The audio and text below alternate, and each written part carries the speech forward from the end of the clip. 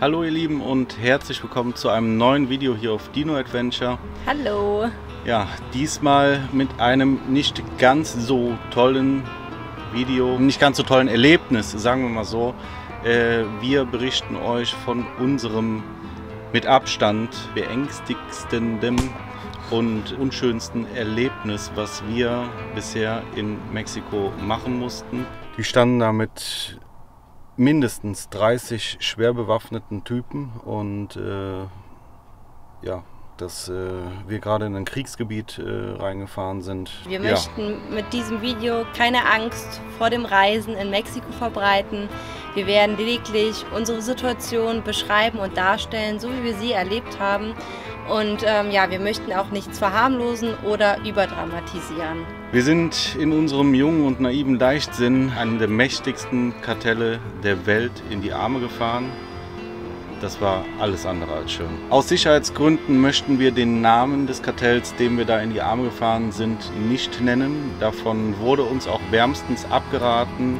Und wir haben natürlich auch keine Fotos oder Videos vor Ort gemacht. Also ganz besonders soll dieses Video an jene appellieren, die individuell, wie wir in Mexiko reisen oder das noch tun werden, damit ihr nicht, so wie wir, in so eine Situation reinkommt, nur weil ihr den kürzeren und günstigeren Weg fahren möchtet und jede möglichen Warnhinweise, die es wirklich gab, was ihr gleich noch im Video sehen werdet, einfach ignoriert oder überseht oder ja, gar nicht wahrnehmt, gar nicht, so wie wir. Genau, gar nicht wahrnehmt. Ja, also euch nichts dabei denkt und fahrt. Nehmt lieber den Umweg in Kauf. Genau, aber das werdet ihr jetzt noch gleich nach dem Intro in dem Video sehen und ja, dann wünschen wir euch jetzt erstmal ganz viel Spaß bei dem Intro und bis gleich. Bis gleich nochmal.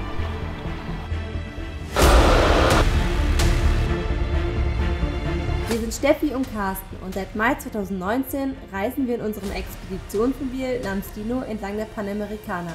Bestimmt nicht die letzte große Reise, welche wir mit euch teilen werden.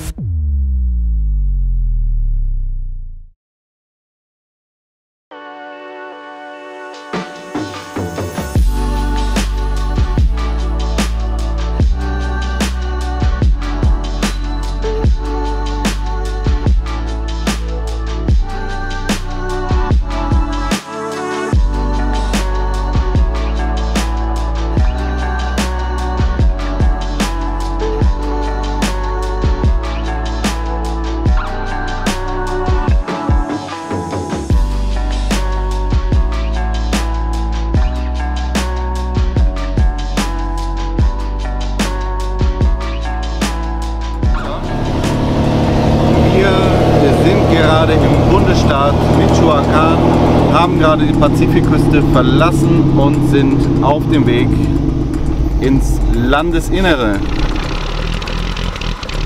Michoacán ist wieder einer von den Staaten, wo uns die Leute gesagt haben, wir sollen vorsichtig sein und vor allen Dingen, wenn wir diese Bergstraßen hier fahren, wovon wir gerade auch eine fahren, sollten wir hier nicht übernachten. Da es alles Narcosgebiet ist. Für uns wäre es eigentlich keine Gefahr, solange wir nicht irgendwo übernachten. Auf Overländer ist auch nichts zu sehen. Hier gibt es keine Übernachtungsmöglichkeiten. Für diese 283 Kilometer sagt unser Navi schon, dass wir 6,5 Stunden brauchen.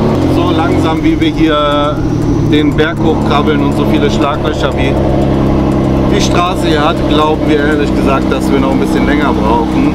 Wir sind aber zum Glück recht früh losgefahren und ich denke, dass wir das heute noch packen werden.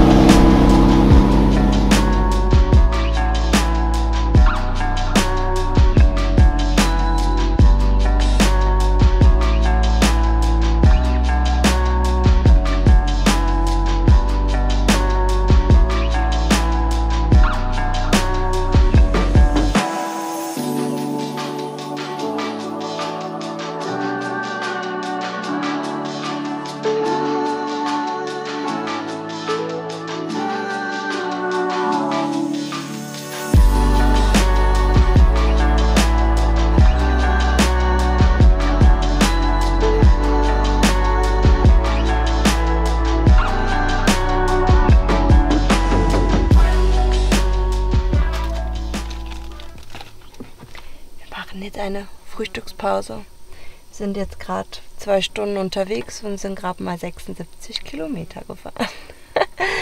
Das wird noch sehr lustig, aber wir essen jetzt erstmal was.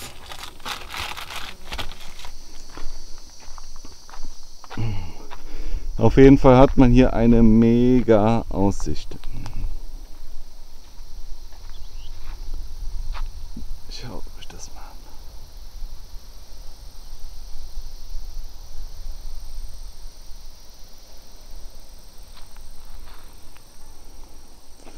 Wir haben jetzt einfach hier am Straßenrand auf einem kleinen Schotterstellplatz angehalten. Da ist noch irgendwie, keine Ahnung, Schweinestall oder so.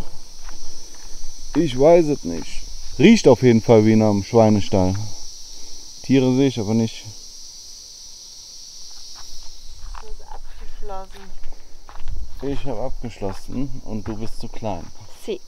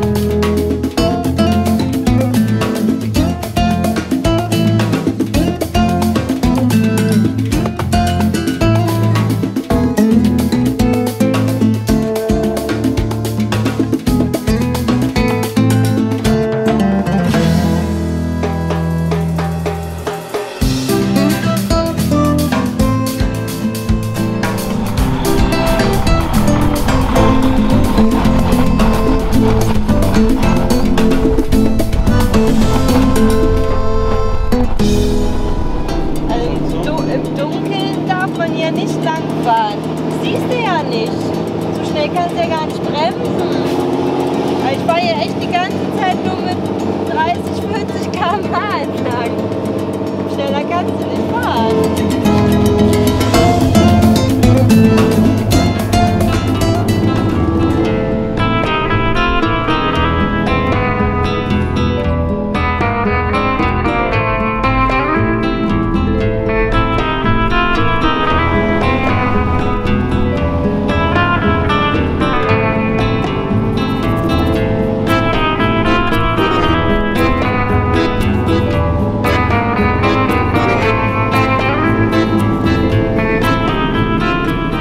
Da war wohl mal einer, keine Ahnung, umgekippt oder was auch immer. Das wird dann hier einfach hingelassen. Boah.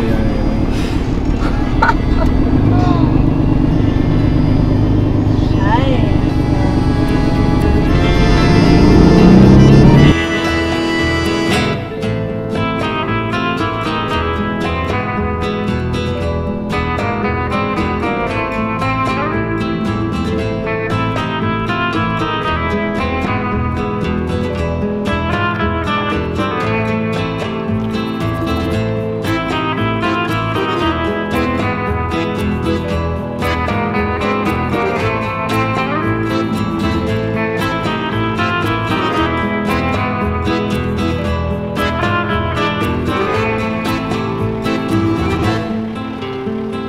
Komm! Ja! Halt!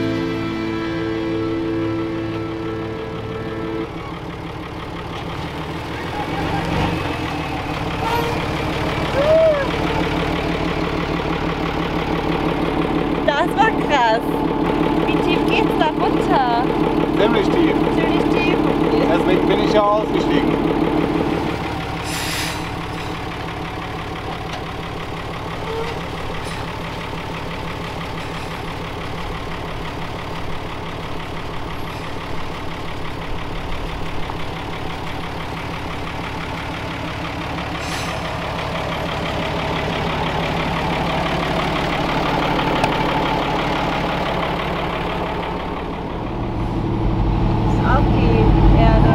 Extra einen Stock, einen Ast reingesteckt, damit man das von weitem sieht. Passt, oder? Ja, das passt schon.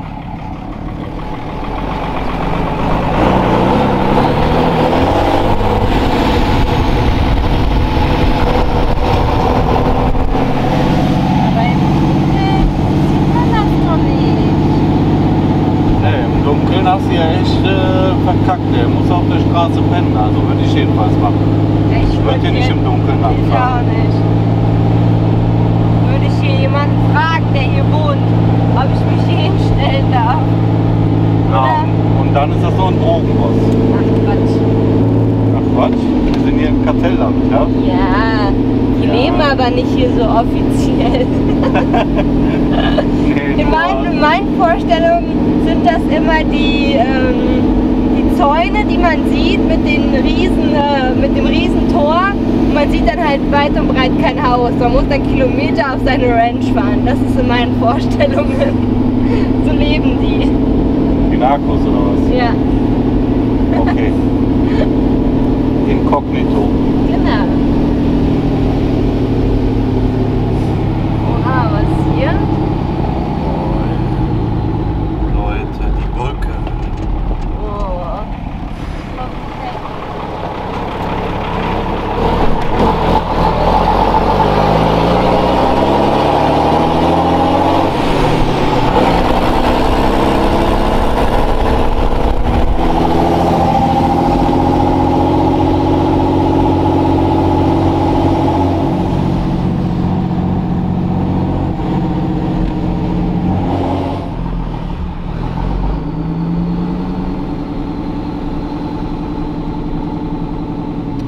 Keine Ahnung, was mit dem passiert ist hier.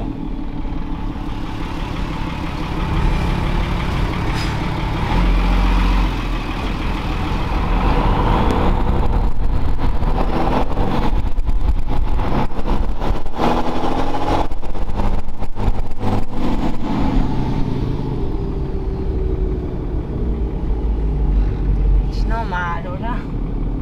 Den scheiß Toppes, ja. Nee, auch mit den Hindernissen auf der Straße. Richtiger Hindernisparcours hier, ne? Ja.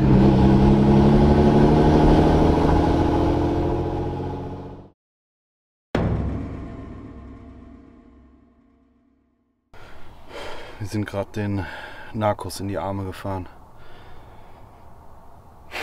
Scheiße. Ey. Naja, ist zum Glück nichts passiert. Die standen da mit mindestens 30 schwer bewaffneten Typen und ja, im Grunde haben sie uns aber nur gesagt, dass wir gerade in ein Kriegsgebiet reingefahren sind. Dann wollten die noch hinten reingucken und ja, dann durften wir wieder fahren. Jetzt müssen wir einen 500 Kilometer Umweg fahren, ja. Naja, lieber so wie unter der Erde. Ja, lieber nehmen wir 500 Kilometer Umweg in Kauf, als wie unter der Erde zu liegen. Das habe ich gewiss nicht unbegründet gesagt. Ich glaube, jeder, der in der Situation gewesen wäre, dem wäre ganz ordentlich der Kackstift gegangen, so wie es mir in dem Moment gegangen ist. Ich zeige euch hier mal ein paar Beispielbilder, die ich gerade aus dem Internet runtergeladen habe, wie die Leute so ungefähr ausgesehen hatten. Als wir ja dann da auf die zugefahren sind, standen ja auch erstmal nur ein paar Männer auf der Straße. Wir sind halt dann angehalten, so 200 Meter vorher oder so. Ungefähr. Und haben wir gesagt, okay, das ist bestimmt so eine Straßenband oder so. Deswegen haben wir alle Wertsachen weggetan, hinten in die Kabine rein und das Portemonnaie weggelegt. Die Kamera versteckt. Und unser Fake-Portemonnaie rausgeholt, wo immer ein paar Pesos und auch ein paar Euros drin sind. Da wir ja schon 150 Kilometer gefahren sind, dachten wir so, komm, wir fahren jetzt mal und gucken, was die Jungs von uns wollen. Vielleicht geben die sich ja mit ein paar Pesos oder so zufrieden. Davon hatten wir schon öfter gelesen, dass in gewissen Bundesstaaten, wie zum Beispiel Michoacán, die Straßen gesperrt werden von Kindern oder von Indigenen, die einfach ein bisschen Kleingeld haben wollen und einen dann weiterfahren lassen. Die haben uns dann ja auch noch nett zugewunken und dann dachten wir, ach komm, wir fahren da jetzt hin. Und ich sag noch so zu Steffi, ach komm, die sehen doch eigentlich ganz nett aus und winken so freundlich. Ja, und dann sind wir halt auf die zugefahren und aus diesen 5 unbewaffneten Leuten, die da auf der Straße standen, wurden auf einmal wie aus dem Nix 30 oder mehr schwer bewaffnete, wirklich schwer bewaffnete Typen. Ich meine, ohne Scheiß, Mann, die waren richtig auf Krieg vorbereitet. Die alle Sturmgewehre in der Hand hatten, schusssichere Westen. Hier vorne steckten die Magazine drin.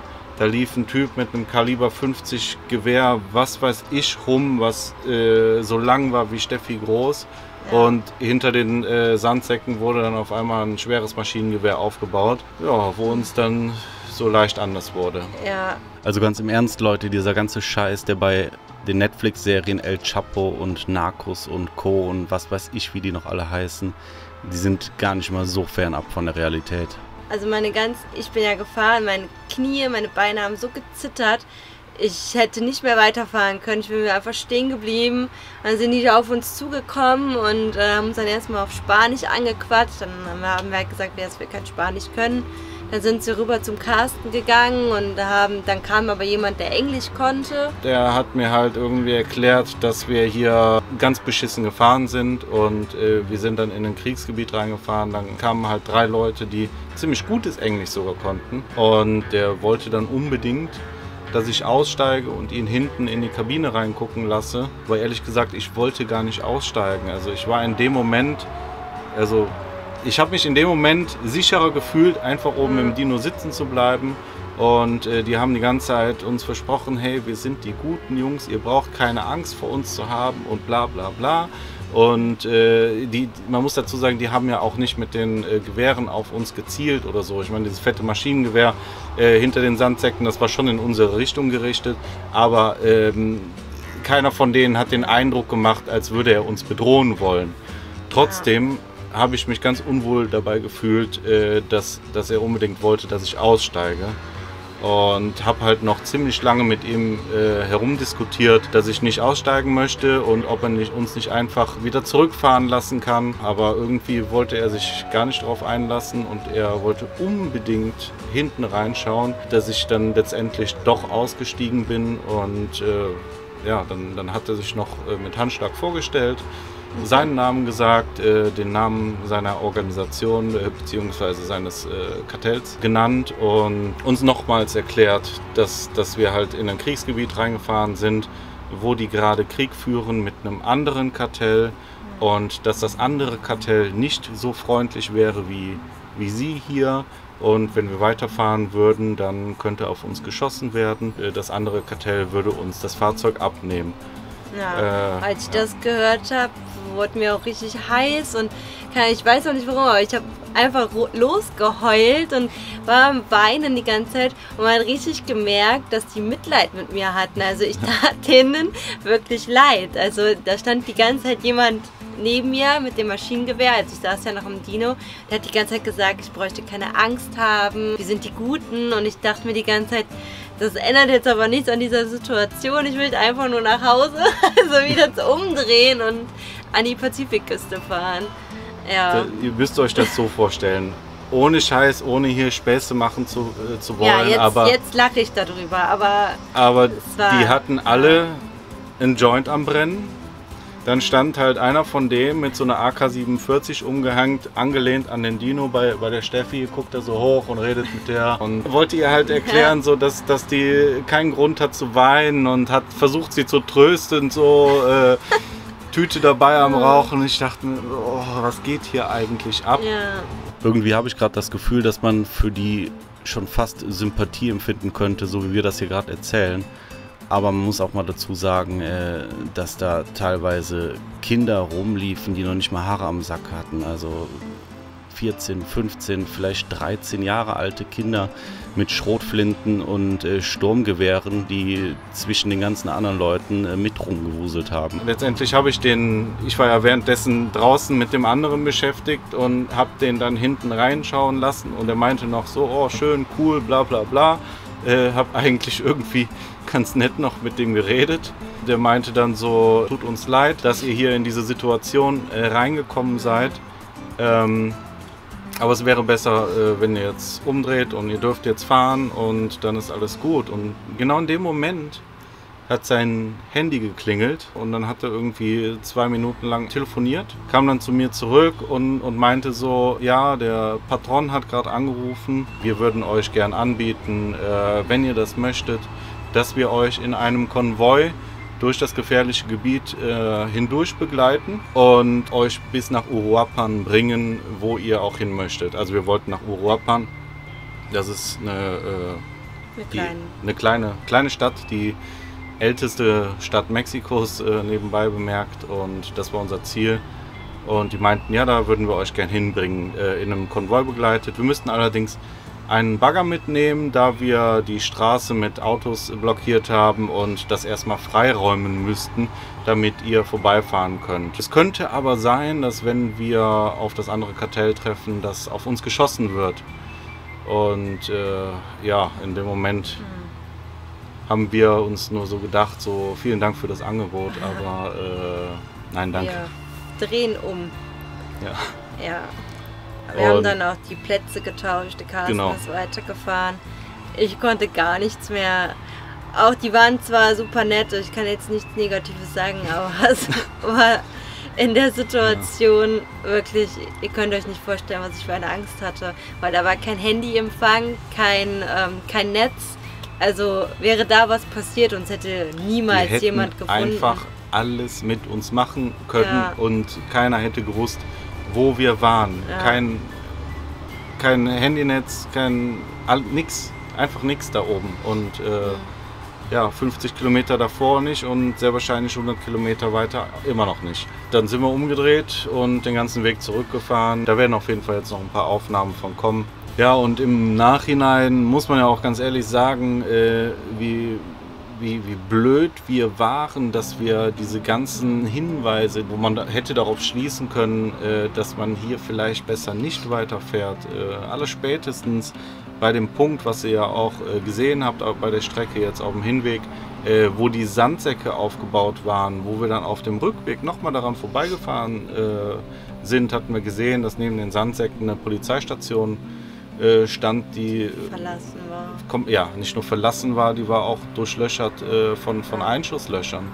Und also Kuriositäten, diese Gräben, die in der Straße waren, was uns auf dem Hinweg irgendwie nicht klar war oder nicht bewusst war, waren keine natürlichen Straßenschäden oder so, sondern man hat eindeutig gesehen, dass es mutwillig irgendwie mit dem Bagger da reingeschaufelt wurde als Hindernis, dass man nicht weiterfahren sollte. Oder vielleicht ist das ein Schützengraben oder so, was die sich da reingefärscht haben oder was weiß ich. Auf jeden Fall hätten wir es erkennen müssen. Jetzt wissen wir wie sowas aussieht, und beim nächsten Mal würden wir es auf jeden Fall erkennen und wir hoffen, umdrehen. Genau, und wir hoffen, dass dieses Video euch, jene, die eventuell auch nochmal durch Mexiko, durch heikle Bundesstaaten fahren, dann daran erinnert, wenn ihr sowas seht, dann dreht lieber um, informiert euch in den Dörfern, da fahren überall immer wieder Militär und Guardia Nacional oder nur eine normale Polizei, selbst wenn die alle auch eventuell korrupt sind, aber wenn ihr die fragt, ob es sicher ist, wenn ihr weiterfahrt, die sagen euch schon die Wahrheit, weil Fakt ist, uns Touristen wollen die eigentlich nichts. Also wir Touristen können wirklich nur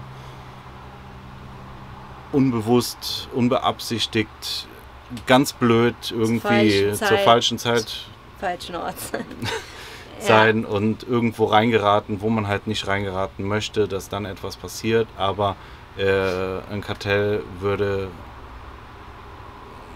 glaube ich, hoffe ich, wurde uns ganz oft schon gesagt, nicht mutwillig auf Touristen losgehen. Ja.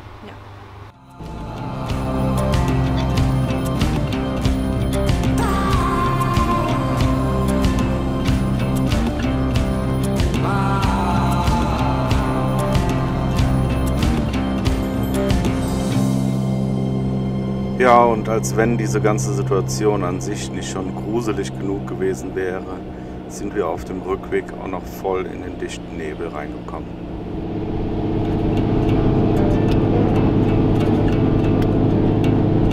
Oh, langsamer.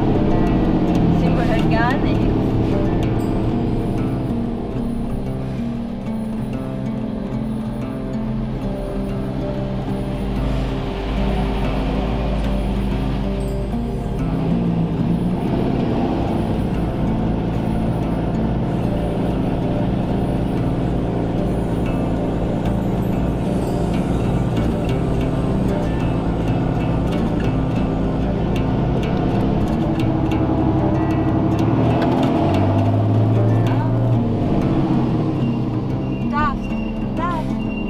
was. Ja, nimm. Ja.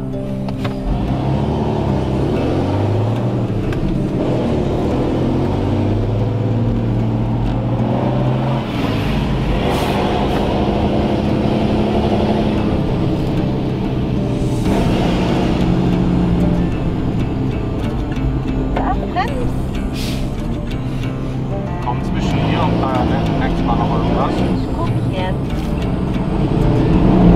Erstmal rausfinden, wo Playa Nexpa ist.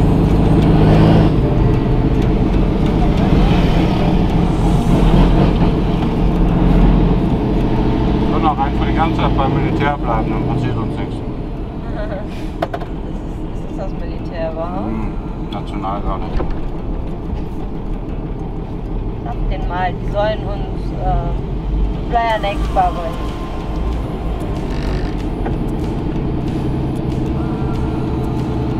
Doch, da kommt noch was. Lass uns einfach fahren, so anfängt zu dämmern, oder?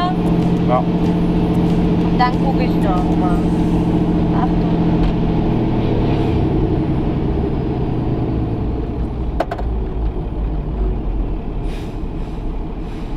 Krass, dass es ja noch so weit ist da unten, hätte ich nicht gedacht. Schaffen wir dann niemals morgen alles.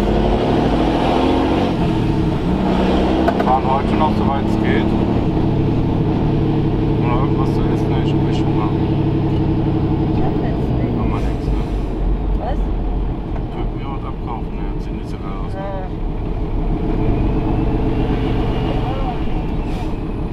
Komm nur bitte nicht dem Militär hinten drauf, ja? Die da die ganze Zeit draufstehen müssen, ne? Warum setzen die sich nicht? Ich meine, die stehen ja auf der Bank, wo man auch sitzen kann. Wieder zurück an der Küste angelangt, fing es langsam an dunkel zu werden und wir hatten uns einen Platz zum Übernachten gesucht. An einer unscheinbaren Einfahrt mit einem kleinen Schild Playa dachten wir schauen mal, ob wir hier am Strand übernachten können und sind dort zufällig auf dieses Schildkrötencamp gestoßen. Wie es der Zufall so wollte, trafen wir dort die belgische Fotografin Thuy Delroy an, welche aktuell dort war, um Informationen zu sammeln und Bilder für ihr neues Buch über die 7 Arten der Meeresschildkröten zu schießen. Aber davon haben wir euch ja bereits im vorherigen Video berichtet.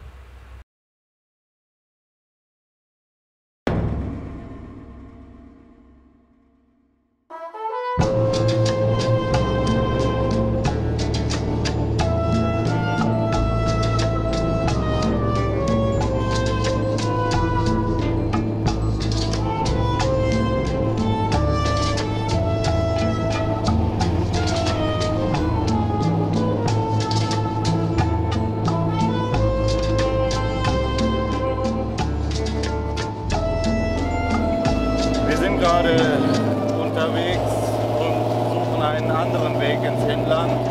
Dafür müssen wir jetzt ca. 200 Kilometer die Küstenstraße entlang in Richtung Süden fahren. Wir sind immer noch in Michoacán.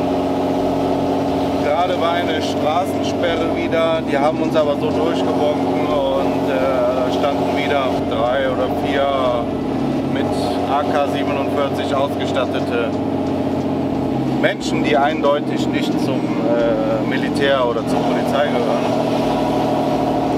Kurz danach sind wir an einer Villa vorbeigefahren mit einem recht großen Grundstück, wo auch wieder einige schwer bewaffnete Menschen vorstanden. Die haben uns aber nur nett gegrüßt. Der war da nicht. Das ist einfach viel zu krass. Die waren halt übelst maskiert und hatten die fetten Waffen an sich und dann sehen die den Dino und winken nur so und grinsen und das passt einfach nicht in meinen Kopf rein. Trotzdem ist es für uns irgendwie ein ziemlich unwohles Gefühl, hier ja, so schwer bewaffnete Leute.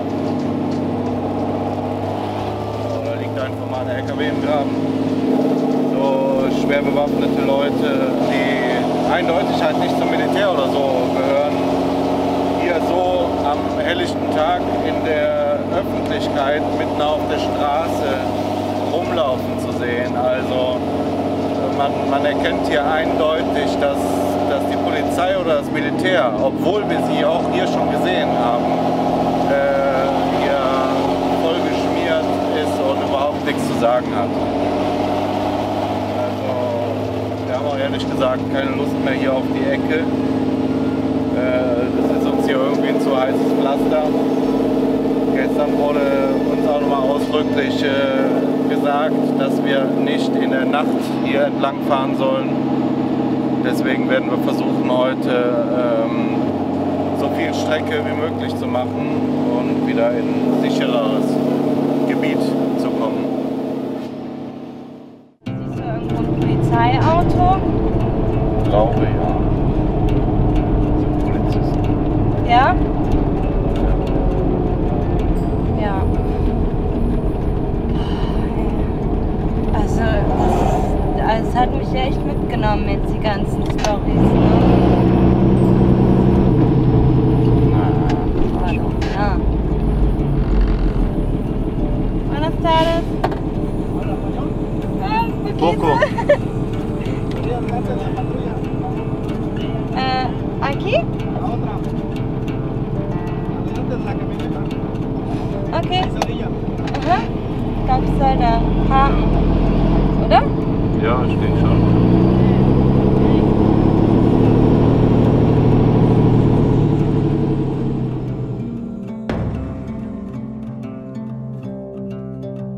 Für uns ging es nun also weiter entlang der Küstenstraße bis hin zur nächsten Mautstraße, welche uns sicher ins Inland führen sollte, um nach Uruapan zu gelangen.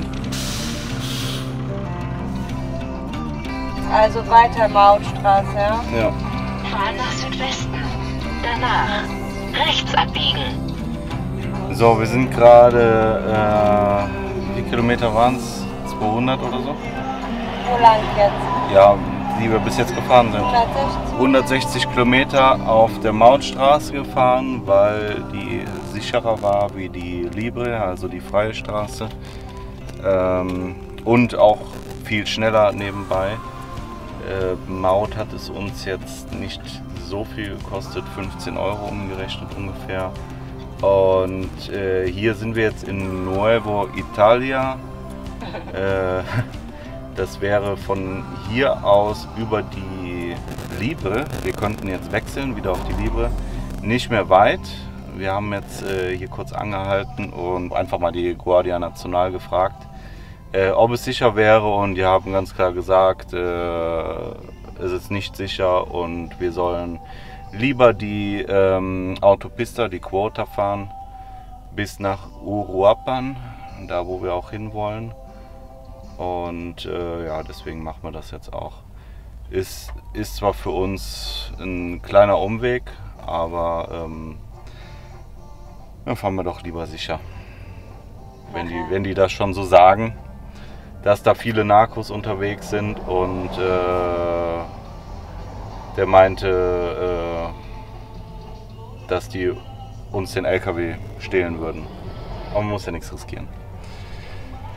Ja, dann fahren wir jetzt wieder zurück auf die Autopista.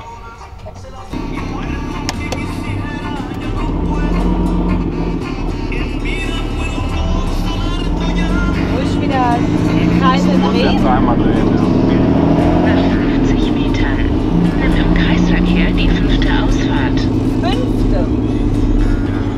Wie ist nicht der Kreisel?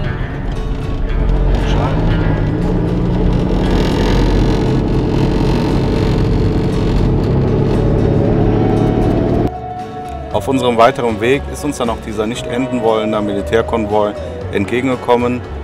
Wir sind dann aber ohne weitere Zwischenfälle heile in Uruapan angekommen. Das war es dann auch jetzt mit diesem Video, und dann würden wir sagen, stop dreaming, Start Planning haut auf den Abonnieren-Button. und schreibt was in die Kommentare. Bis nächste Woche. Ciao!